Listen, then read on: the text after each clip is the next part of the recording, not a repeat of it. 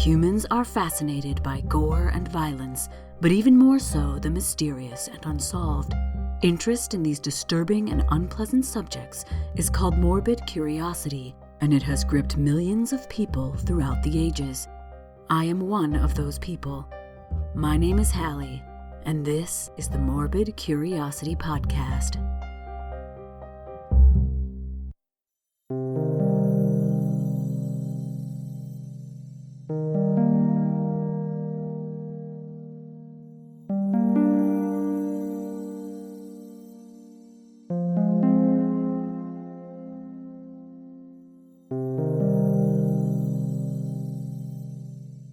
Imagine going about your day when suddenly your body is no longer under your control. It begins to move and react on its own. You can't stop it. Your muscles twitch and flail. You lose consciousness. You fall. You come to lying on the ground exhausted, confused, and in pain. Now imagine that instead of trying to help you, everyone around is staring at you with fear in their eyes. They might run, scream, or even attack you. This scenario was the experience of many people who suffered from epilepsy throughout history. People with epilepsy have been stigmatized, shunned, and even imprisoned due to the prevalent belief that they were possessed by evil spirits, cursed, insane, or otherwise dangerous. This belief spans both time and geography, with some cultures still today suspecting people with epilepsy are possessed. In this episode, I'll discuss the history of the disease and its treatment, as well as its social impacts on those affected by it. Please note that I'm no expert in neurology, so please correct me if I get anything wrong about the physiology of seizures. Also, I apologize for my raspy voice. I've been sick for about a month now. While it's true that some epileptic seizures are terrifying and disturbing to witness, they're even more terrifying to experience, especially if it's the first seizure. A seizure is a sudden burst of abnormal electrical activity in the brain. This activity occurs in the brain cells, or neurons, which normally generate electrical and chemical signals that act on other neurons, organs, and muscles to produce human thoughts, feelings, and actions. Sudden bursts of abnormal electrical activity can cause a wide variety of symptoms, depending on the area of the brain in which the surge occurs. Symptoms range from seemingly subtle shifts in awareness to full-body seizures. The word seizure is derived from the Greek meaning to take hold, which makes sense as it seems to both the sufferer and the observer that something has taken over their body. During a seizure, many neurons send signals at the same time, much faster than normal. This surge of excessive electrical activity may cause involuntary movements, which can range from small twitches to prolonged and painful convulsions that can sometimes break a person's bones. Seizures can also cause other sensations, emotions, and behaviors to occur, such as simply stopping what a person is doing, having a brief lapse in awareness, or staring into space for a short period. Seizures can originate in one specific area or side of the brain, called focal seizures, or on both sides of the brain, which is called a generalized seizure. Focal seizures have various symptoms that can range from subtle changes in awareness to noticeable jerking movements depending on the affected brain region. Focal seizures can remain localized or spread to other brain areas, potentially leading to a generalized seizure. Generalized seizures usually cause a loss of consciousness and can manifest with various motor symptoms like stiffening, called a tonic seizure, jerking, a clonic seizure, a loss of muscle tone, called an atonic seizure, or in a combination of these. Some people with epilepsy rarely have seizures, while others experience hundreds of seizures each day. Some people recover immediately after a seizure, while others take anywhere from a few minutes to a few hours to feel like themselves again. During this post-seizure recovery time, also called the postictal state, they may feel tired, weak, or confused. Todd's paralysis is a brief period of temporary paralysis that occurs in some individuals after a seizure. It usually affects just one side of the body and can last from 30 minutes to 36 hours. It may also affect speech and vision. Epilepsy is sometimes called the epilepsies because of the diversity of types and causes. Hundreds of different epilepsy syndromes, meaning disorders that include seizures as prominent symptoms, have also been identified. Some of these syndromes appear to be either hereditary or due to gene variations that occur spontaneously. For other syndromes, the cause is completely unknown. Epilepsy syndromes are frequently described by their symptoms or by where in the brain they originate. I'll go over a few of them now. Absence epilepsy is characterized by repeated seizures that cause momentary lapses of consciousness. The seizures almost always begin in childhood or adolescence and tend to run in families, suggesting that genetics may be a factor. Individuals may show purposeless movements during their seizures, such as a jerking arm or rapidly blinking eyes, while others may have no noticeable symptoms except for brief times when they appear to be staring off into space. Immediately after the seizure, the person often resumes whatever they were doing. These seizures may occur so frequently, in some cases up to 100 or more a day, that the person cannot retain information in an education or office setting as they keep losing time to the seizures. Frontal lobe epilepsy is one of the more common epilepsy syndromes.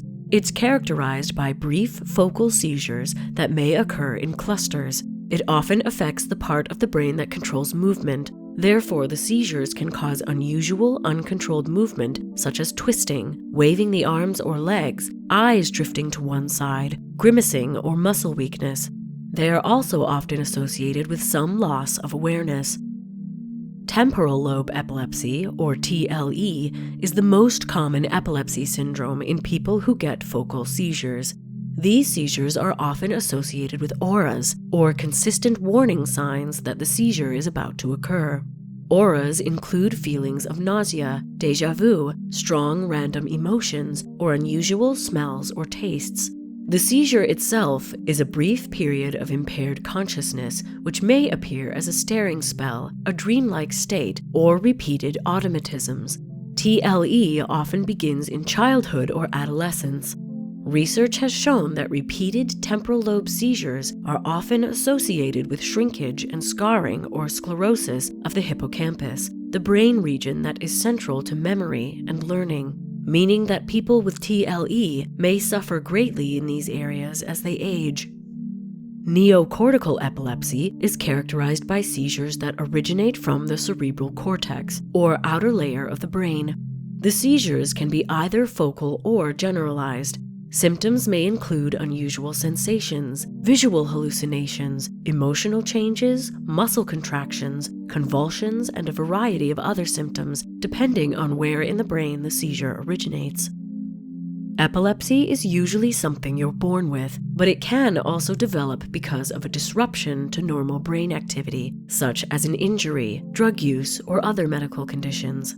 Once these conditions are treated, individuals may no longer have seizures. However, this depends on the type of disruption, the brain region that's affected, and how much damage has been caused.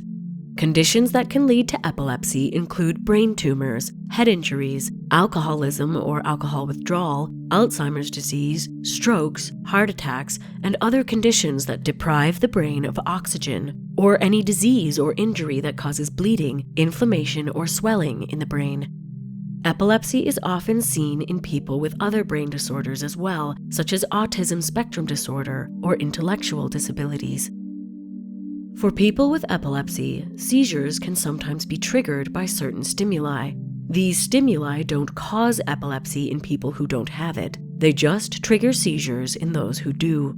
Triggers include stress, alcohol consumption or withdrawal, dehydration, missed meals, exposure to toxins or poisons such as lead or carbon monoxide, illicit drugs and large doses of prescription medications, hormonal changes associated with the menstrual cycle, sleep deprivation, and visual stimuli such as flashing lights or moving patterns. In surveys of people with epilepsy, stress is the most reported seizure trigger. While any seizure is cause for concern, having a seizure doesn't always mean a person has epilepsy. First seizures, febrile or fever seizures, and eclampsia, a life-threatening condition that can occur during pregnancy, are examples of seizures that aren't always associated with epilepsy. Visually, a seizure can be sudden and dramatic, which throughout history has inspired fear and sometimes awe in people who witness them. As there was no way to discover the cause of epileptic seizures for most of history, many theories and misconceptions developed, most of which involved the idea that supernatural beings were invading or affecting the body. Treatment, therefore, often involved exorcism or other religious and spiritual remedies. The nickname falling sickness, or an equivalent, can be found in almost every language in reference to epilepsy. This name is mostly descriptive. Other names for epilepsy fall into two categories, ones that hint at extreme awe and admiration, and ones that evoke horror and disgust. Most of the negative misconceptions about epilepsy have to do with fears of contamination, the spread of the disease to those who witness it, and the widespread belief that seizures were caused by angry gods or malevolent spirits. Before I get into the history of epilepsy, an ad must play. If you find these ads annoying, you can get ad-free episodes by becoming a patron on Patreon at the lowest tier, $2 a month. At higher tiers, you can also get outtakes, quizzes, my resources, and a look behind the scenes. All patrons also help choose episode topics, enjoy early YouTube video releases, and many other extras. Also, this podcast is based on research. No AI is used in the construction of these episodes, and all resources are from peer-reviewed sources, such as textbooks and journal articles. By becoming a patron, you would be supporting human-based research, educational institutions from which I get these sources, and the integrity that comes with that. So please, go to bit.ly/morbidpatron, that's bit.ly/morbidpatron to sign up. Every little bit helps. Thank you.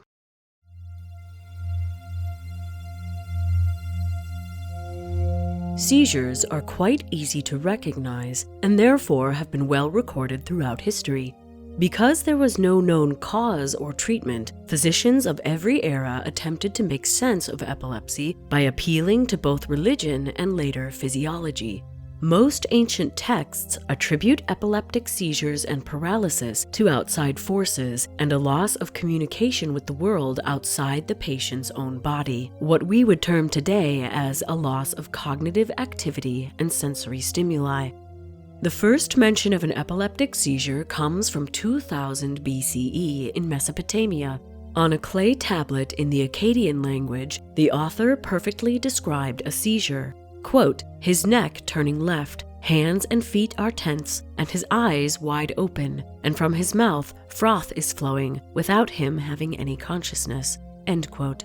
The condition was dubbed Antasubu, or the hand of sin. It was believed these seizures were caused by spirits and gods, especially the god of the moon. Nearly a millennium later, a late Babylonian diagnostic manual called Sakiku included descriptions of epilepsy, including a basic categorization of seizures based on physical symptoms. Also included were the likely outcomes of the seizure depending on the type, such as postictal states and possible issues later in life. This tablet also listed several descriptive terms relating to epilepsy, such as miktu, to fall, Heyatu, a fit, and Sibtu, seizure. Due to the belief that these seizures were caused by evil spirits invading the body, the treatment often involved spiritual intervention, such as exorcism. Seizures were studied in ancient Egypt, as documented in the Edwin Smith surgical papyrus, which was written around 1700 BCE. The papyrus describes several accounts of seizures, including one in which an experiment was conducted. The case described a man with, quote, a gaping wound in his head, end quote. It was noted that when the wound was palpated or touched, the man would shudder exceedingly. This is the first time a connection was made between seizures and the brain. A Chinese text, the Yellow Emperor's Classic of Internal Medicine, which dates to approximately 770 to 221 BCE, outlined generalized seizures. The disease was called mad goat disease and was associated with both insanity and animals. The recorded treatments included herbal medicine, acupuncture, and lifestyle changes, such as getting enough rest and exercising. This is interesting because there was still an association with being overtaken by madness, but the condition was treated like any other disease. As with many medical conditions, the ancient Greeks had a lot to say about epilepsy. Epilepsy was known by many names: the sacred disease, Herculean disease, seleniasmos, and demonism. The depiction of epilepsy as a sacred disease arose from men of high status, such as the hero of legend Heracles, were said to have epilepsy, and as a result, the condition came to be regarded as the disease of geniuses. Interestingly, the idea that epilepsy was a sacred disease appears in several other cultures, including Hebrew Kabbalah, Prussian, and Russian. It was thought that during a seizure, the patient was being touched by a deity and thus shared that divine status whilst convulsing. Priestesses of Apollo in ancient Greece were recruited largely from women with epilepsy, as they were thought to be oracles, people who could see the future and the will of the gods. However, many ancient Greeks also regarded epilepsy to be a pollution on the soul, a punishment for those who offended the gods, especially Selene, the goddess of the moon. Artemis, Apollo, Hecate, Hermes, Poseidon, Hera, Ares, and Sibyl were also thought to be fond of causing epilepsy as a punishment, and supposedly were responsible for different symptoms. For example, if the patient bleated like a goat, ground their teeth, or if only the right side convulsed, Hera supposedly was the one punishing them. If they spoke sharply and more intensely, it was Poseidon. If they foamed at the mouth and kicked, Ares was to blame. If they experienced night terrors, delirium, frightful delusions, or random running away, Hecate was the culprit. Epilepsy's spiritually based pathophysiology wasn't challenged until around the 5th century BCE, when Hippocrates hypothesized that epilepsy originated in the brain. He believed that the sacred disease was no more divine than any other disease, but was named sacred due to its unique and inexplicable characteristic appearance. Hippocrates suggested that epilepsy was caused by blockages of the consciousness-bearing substance in the body. This substance, referred to as pneuma or spirit, was thought to move through the veins of the entire body, propelled by breathing. Pneuma had to remain in motion to function properly, so if anything clogged the veins, the pneuma would be blocked and seizures would occur. Hippocrates also didn't believe that epilepsy was contagious, but passed down through families. He recognized auras in that he noted that certain sensations often preceded convulsions, and that this could be used as a warning to remove oneself from the public sphere before an oncoming seizure. Hippocrates was also one of the first to suggest the possibility of post-traumatic epilepsy. He observed that after head trauma, epileptic convulsions were always on the opposite side of the body to the head wound. Unfortunately, his hypothesis did nothing to stem the supernatural beliefs surrounding epilepsy for many centuries to come. However, the term epilepsy, which was first used by Hippocrates, continues to be used to this day, despite many other names also being used over the centuries. Ancient Greek treatments for epilepsy included exercise, bloodletting, lozenges that made the patient vomit, shaving the patient's head, eating lamb, pig, young dogs, and male goats, and holding one's breath. Pliny the Elder, a Roman physician from the 1st century CE, advised patients to ingest spring water from the skull of a deceased, unburnt man, or to rub their feet with menstrual blood. In the 2nd century CE, Roman physician Galen prescribed a drink of burned human bones, which he suggested the patient be unaware of the ingredients to prevent nausea. 2nd century Greek philosopher Celsus instructed his patients to drink the fresh blood of fallen gladiators, a treatment that was prescribed for hundreds of years afterward. The ancient Romans believed evil spirits, not gods, were to blame for the seizures of epilepsy. In Latin, epilepsy was referred to as morbus demoniacus, as the patient was thought to be possessed by a demon. In this state, it was thought the patient had the power of the evil eye and was capable of transmitting the malady to others. Many witnesses averted their eyes during seizures or performed actions that were meant to combat the evil eye, such as spitting, which brought about the practice of spitting at or on epileptics when they seized. This also brought about the name morbus insputatus, the disease to spit at. The faces of epileptics were often covered with a cloth during fits to prevent the spread of the evil eye. This brought about such names as the covering, the veiling, and the disguise. It was also thought to be dangerous to say the name epilepsy during a seizure, as saying the name was thought to give the disease more power. This resulted in names like the thing, the sickness, or the unique disease. Epilepsy was so feared that Roman senatorial meetings, or comitia, were postponed if a senator suffered a seizure during an assembly, so everyone could quickly go to the temples and pray. For this reason, Romans called epilepsy morbus comitialis, the disease of the assembly, since its symptoms frequently obstructed the work of the Senate. Still, some physicians remembered the theories of Hippocrates.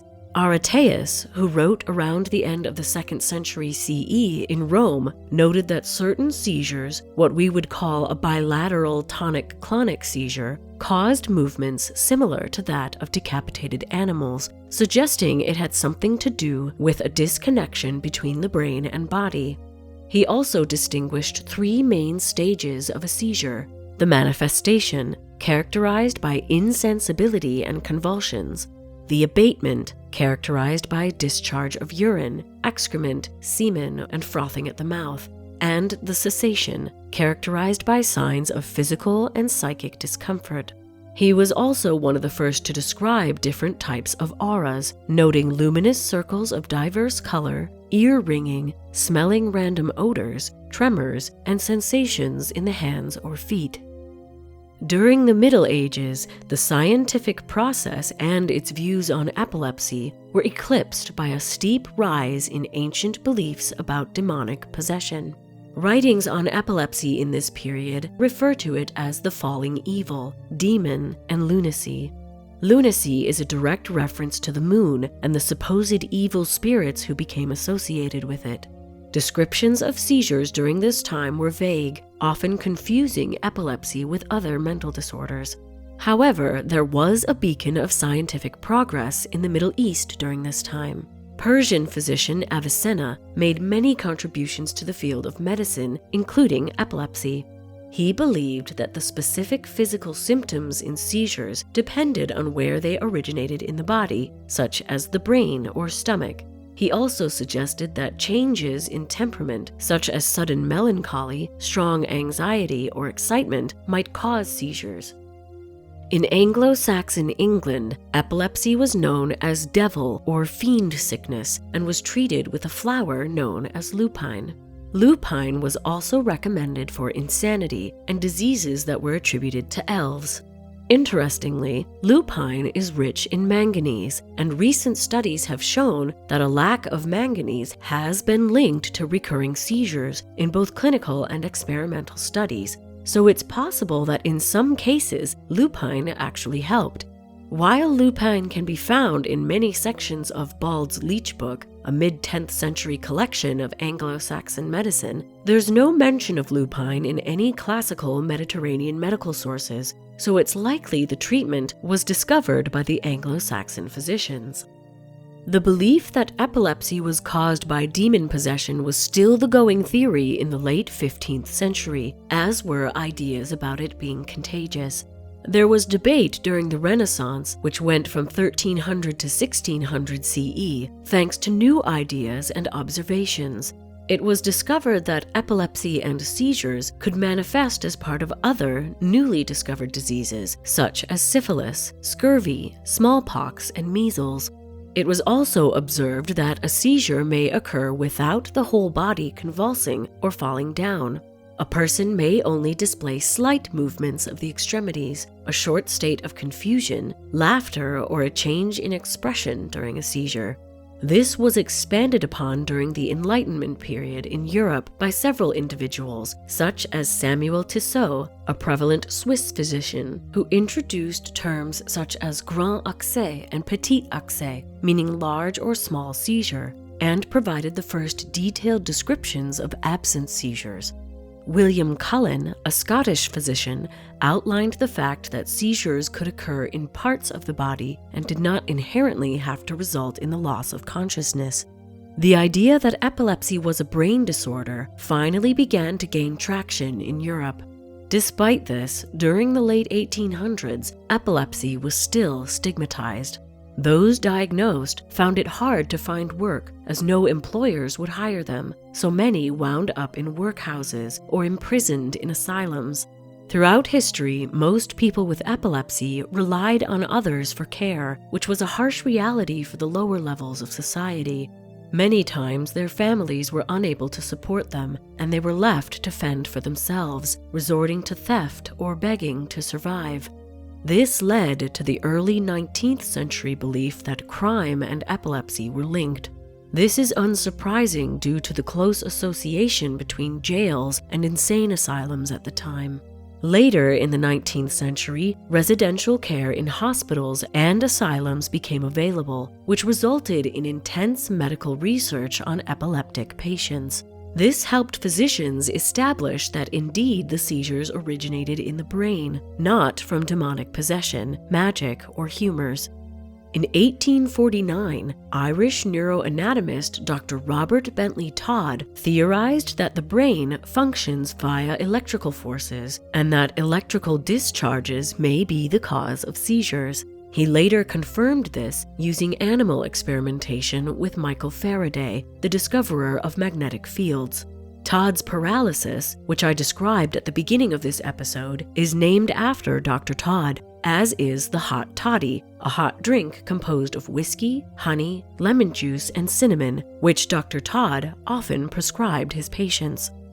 Despite the medical advances, physicians tended to negatively describe their epileptic patients, suggesting they had unpleasant personalities and difficult behavioral traits, furthering the correlation between criminality and epilepsy. This then negatively affected the treatment of people with epilepsy within the criminal justice system. Negative views on epilepsy began to coincide with the eugenics movement of the early 1900s, a theory that sought to restrict the reproduction of certain inferior individuals, which included those with epilepsy, amongst many others. Isolation became desirable, as it would prevent mixing of people with epilepsy and, quote, fit people, end quote. Epileptic colonies began to spring up all over England and Europe to house those with epilepsy, offering care for patients and an escape from the, quote, embarrassment and discomfort of epilepsy, end quote, for wealthy families. Some centers encouraged eugenic sterilization of patients. One superintendent of Craig Colony in Germany announced there was no benefit to the marriage of epileptics. It only resulted in the creation of, quote, diseased offspring, end quote.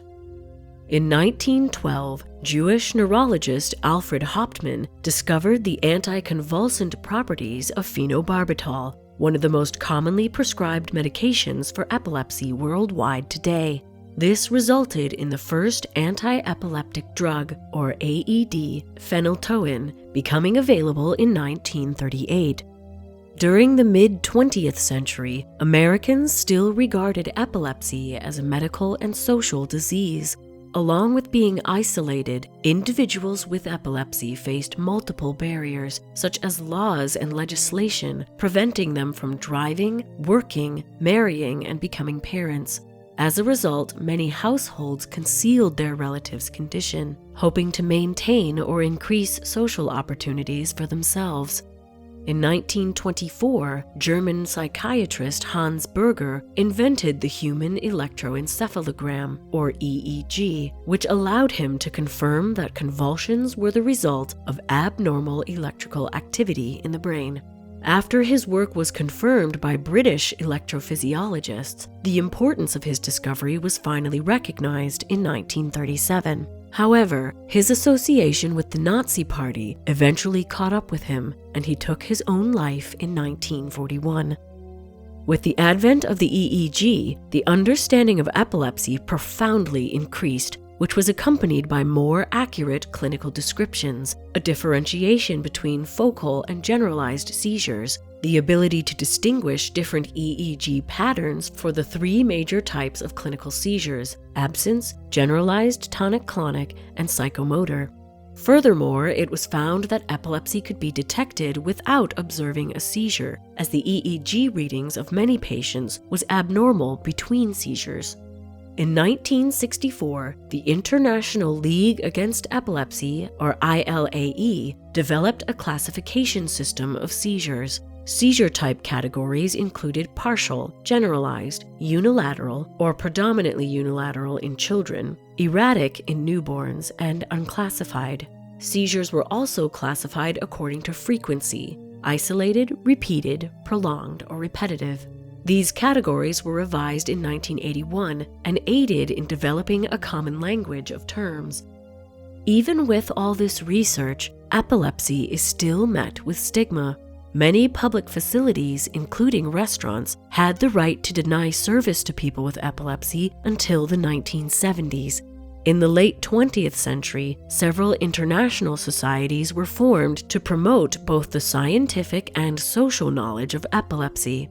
Through their efforts, stigma has been greatly reduced and treatment has become more widely available. Today, epilepsy is treated with AEDs, and most people can live a normal life whilst taking the right medication. Even so, people with epilepsy still face daily life challenges such as unequal access to health and life insurance, discrimination in their employment, and limitations in legal agreements such as marriages in some countries. Until the passage of the Affordable Care Act, many health insurance companies in the United States could deny coverage based on pre-existing conditions, and in 2005, as many as 36% of people diagnosed with epilepsy were refused one or more types of insurance because of their condition. People with epilepsy are also still subjected to social ostracism, both directly and indirectly. According to the Epilepsy Foundation, parents often experienced difficulty after their child's epilepsy diagnosis, citing difficulties getting into a specialist, financial strain due to medical care, and a lack of opportunities for their children. Those with epilepsy, including children, tend to be more isolated, which negatively impacts self-esteem and academic performance. There's also ample evidence that people with epilepsy suffer from higher rates of depression, anxiety, psychosis, and attention deficit hyperactivity disorder. Widespread knowledge of epilepsy has been shown to reduce stigma and aid in successful treatment of those affected by it. In essence, the more that is understood about epilepsy by the public, the better the lives are for people with epilepsy. So share this episode, spark curiosity and understanding in others, and remember that knowledge is power.